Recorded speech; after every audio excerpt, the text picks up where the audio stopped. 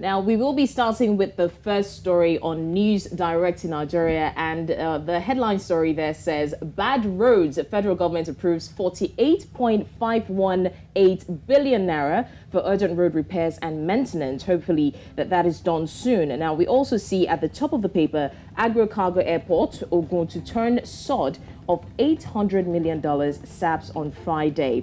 Now, the next story says, Road to 2023, 52 Ijebu traditional rulers endorse Abiodun for second term.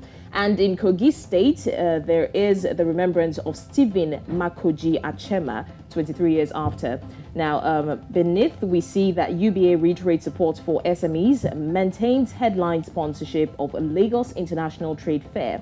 And that is seen on the back page. That's all we can take on News Direct in Nigeria. All right, still here in Nigeria. Let's see what the Punch newspapers has for us.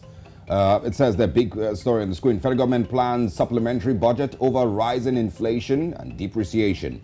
Dollar, listen to this, closes at 895 naira on Thursday. It feels like it's a race to 1,000 naira to a dollar. Reps stick to 437.57 exchange rate naira. Of course, government eyes more taxes, fewer incentives for Nigerians in 2023. Let's move away from there. Top of the screen, more airlines may suspend Nigeria operations. It says there, Emirates, more airlines may suspend Nigeria operations. Wike revokes Atiku campaign chairman's plot. Tinubu amends timetable just to host first rally. And also, Afenifere senior chiefs to settle Fashoranti Adebanjo role. That's on page 27. And of course, something to celebrate.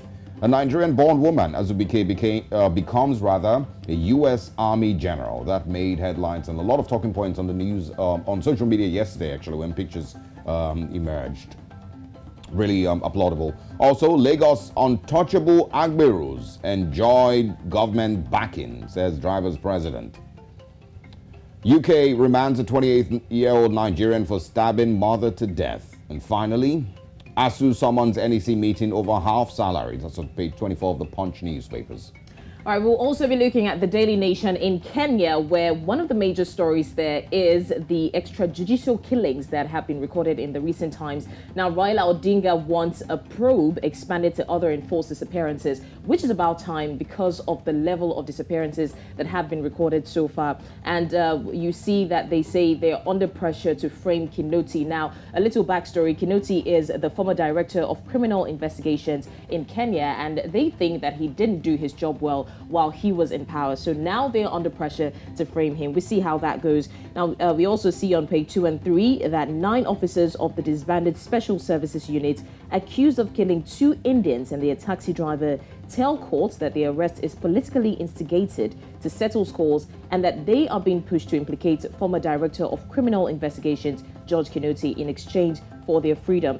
Now, we also see on page 4 that Murate is in trouble over Jirongo's cash. That is some money talk there. And we see why sacked civil servants will now get full pensions.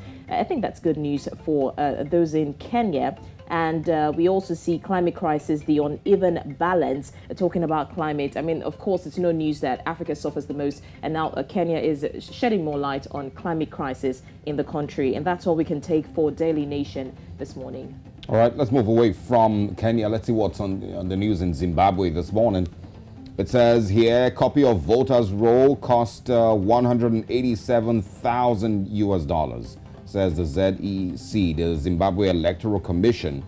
It says it has reportedly demanded a staggering $187,000 from a local independent election watchdog for the release of a hard copy of the voters' resource, or rather of the voters' roll. You can read more on that story on page 2 of the Newsday newspapers. Just a few stories, actually. It says here, toe the line, Chiwenga tells NGOs. That's on page 3.